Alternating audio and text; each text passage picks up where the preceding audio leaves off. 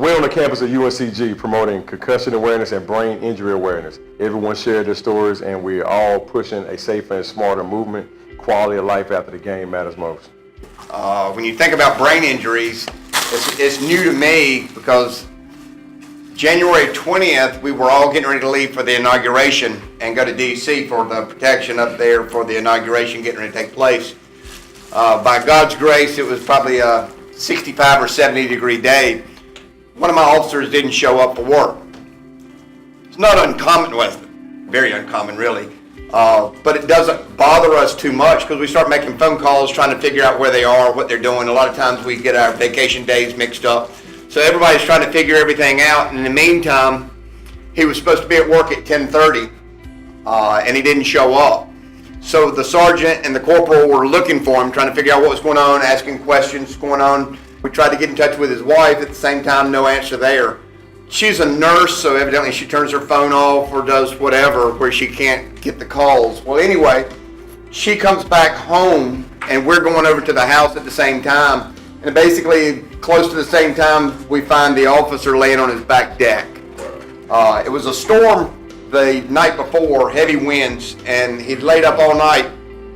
He'd worked the highway, and he'd laid up all night with the wind hitting the gutter. And the gutter was blowing and it irritated him like anybody else. And basically he said, well, I'm going to fix it before I go to work tomorrow.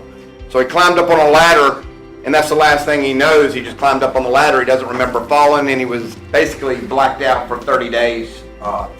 When he was in the hospital, he was very combative, he didn't remember anything, but he would fight.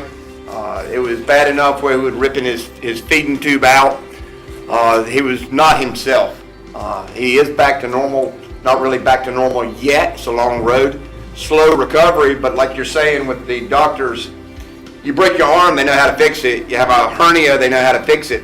He had 5 neurosurgeons at Baptist Hospital, and every one of them, all 5 of them, had different opinions on what the injuries were.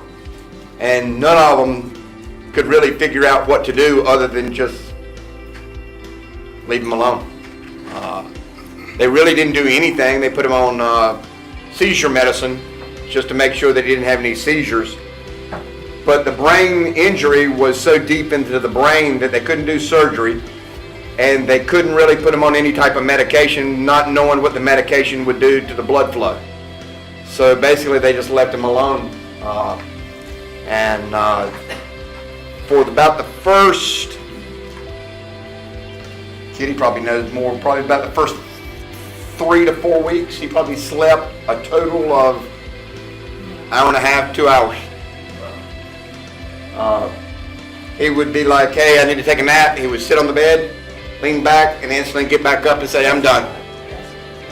I drink a lot of Mountain Dew just to keep me up on the long hours that I do, and I'm like, I wonder what this guy did in order to do what he does, because he wasn't acting normal, but to me, he was still functioning up and around, but not getting any sleep. And if you try to stay up for 2 or 3 days, you know what a lack of sleep will do to you. But he went for 3 weeks with maybe 2 hours, 3 hours of sleep total. Don't ask me how. I don't know how the body stayed and even functioned. But slowly, the brain started to heal on the inside. He had a huge blood clot on the inside, and the blood was starting to be absorbed.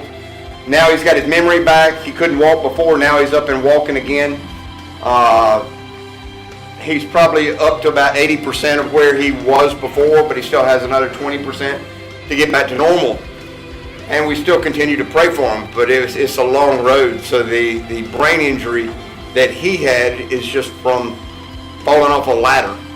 We see a lot of injuries to the brain from the standpoint of what I do. We do traffic, and we see a lot of accidents that people don't realize when they hit their head how bad it is, because when they found Tim, his name is Tim Sadler, when they found him, all he had was a little goose egg on his head, and that was it. No broken bones, no heavy bruising, no anything really.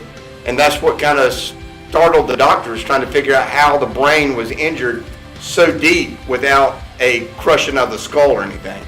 So it's just how your brain, like a football injury, the concussions that they get and the injuries, even though you don't see it and don't think too much about it, can cause some traumatic injuries. So I greatly appreciate this and the recognition in the invitation. And we appreciate you guys for all you do. Brain injuries and enjoying life is the victory. Gotta protect the skull after the sport, after the games go, after the sport, after the games go. The game has evolved, see the growth, your quality of life, it matters most. Gotta protect the skull.